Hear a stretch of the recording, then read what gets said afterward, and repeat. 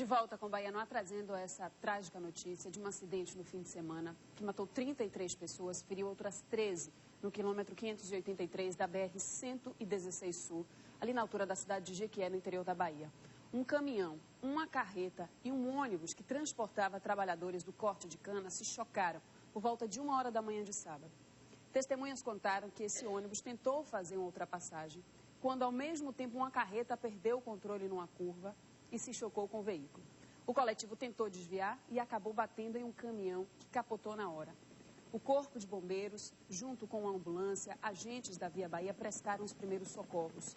13 feridos foram levados para o Hospital Prado Valadares, em Jequié. Um já recebeu alta, outro foi transferido na manhã de ontem por uma UTI aérea. Ele foi para Pernambuco. Como havia pernambucanos envolvidos nesse acidente, o secretário de Saúde de lá afirmou que vai ajudar nas transferências dos feridos para hospitais de Pernambuco. Os corpos das vítimas fatais vão ser levados de translado para a cidade de Vitória da Conquista, de onde vão seguir para as respectivas cidades com o apoio da Força Aérea Brasileira. Segundo a delegada do município de Nova Itarana, os motoristas ainda não se apresentaram para prestar depoimento, o que deve acontecer na manhã de hoje.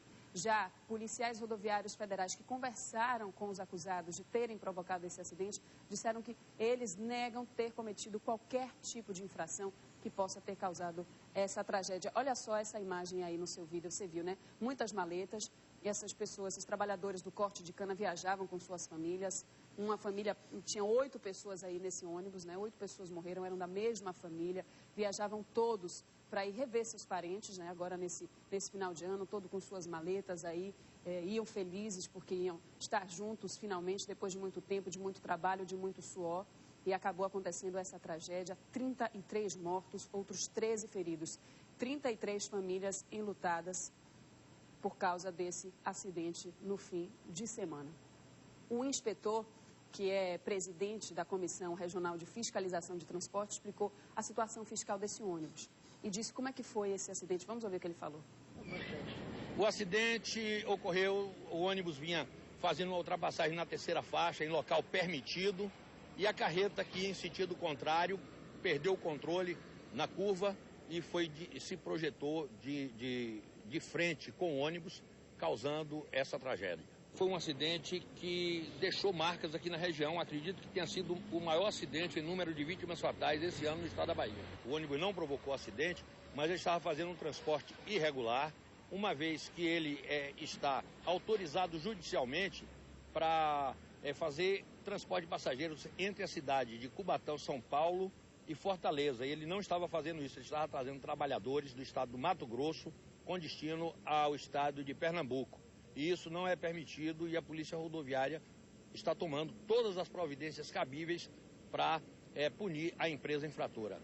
E essa empresa transporta passageiros com liminar, com a liminar da Justiça Federal de Pato Branco, no Paraná, e também tem uma outra liminar que impede a nossa instituição de fiscalizar essa empresa quando seus veículos não estão cadastrados no sistema de controle de frota da NTT. Parece que precisa acontecer uma tragédia dessa para as pessoas acordarem, né, para a situação, como estava agora que viram que ele estava irregular e a Polícia Rodoviária Federal de mãos atadas, sem poder sequer fiscalizar essa empresa. Ele comentou aí que é o maior acidente, o maior número de vítimas desse ano no estado da Bahia, mas parece que é o pior acidente em mais de 20 anos. Quem tem décadas de trabalho na estrada ficou chocado com esse acidente, ouça. Nós temos uma longa história na Polícia Rodoviária Federal, são 36 longos anos de trabalho. Eu jamais passei por uma situação dessa, jamais ouvi um acidente onde se juntasse tanta mortandade. Eu nunca vi realmente tantos corpos de uma só vez em um acidente. Uma tragédia, verdadeira tragédia, 33 mortos, 13 feridos. Olha só a situação que que tem vivido, né, todos nós aqui baianos, as pessoas que transitam por estradas. Vocês têm notado a quantidade de acidentes que a gente noticia aqui todos os dias, e acidentes cada vez mais graves, cada vez mais sérios, com muitas vítimas fatais, com vítimas que acabam ficando, muitas vezes, tem membros amputados, né, que ficam com sequelas para o resto de suas vidas. Direção não é brincadeira, é preciso começar a prestar mais atenção para isso, né, velocidade, imprudência, bebida alcoólica. Esse hospital, o Prado Valadares, que fica lá em Jequié, precisou montar um esquema especial para atender os acidentados. Todos os médicos que estavam de plantão foram chamados para trabalhar. 15 feridos desse acidente na BR-116, né, entre Brejões e Milagres, eles foram levados para Jequié, que fica a 365 quilômetros de Salvador. Um deles, infelizmente, já chegou morto. Outro morreu logo depois de dar entrada no hospital. Metade, né, dos restantes se encontra em estado gravíssimo. 3 deles estão na UTI. O motorista da carreta foi atendido e liberado. Uma pessoa foi transferida em UTI aérea para Pernambuco. Outra aguarda transferência e os demais ficam internados por enquanto lá mesmo em Jequié. A nossa equipe conversou com a mulher de um dos sobreviventes da tragédia. Vamos ouvir o que ela disse? Quando eu cheguei aqui, que vi ele agora, muito machucado, me magoou também. E eu estou com muita pena dele, só Deus por ele, né? Nós todos vamos rezar para dar a saúde dele de volta, né? Porque é muito ruim a pessoa criar sua filha sem ter seu marido. E é muito ruim a pessoa sem seu marido. 6 meses é ruim sem ver ele e sem ele. Isso é Deus por ele. Aí Deus dê muita saúde a todos, né? Nós conversamos também com um homem que perdeu 2 parentes e foi até o hospital de Jequié, onde está internado o sobrinho dele, que sobreviveu ao acidente. Perdi meu genro, meu cunhado e tenho um sobrinho que está no estado grave. Mas seja o que Deus quiser. E seu filho contou o que do acidente?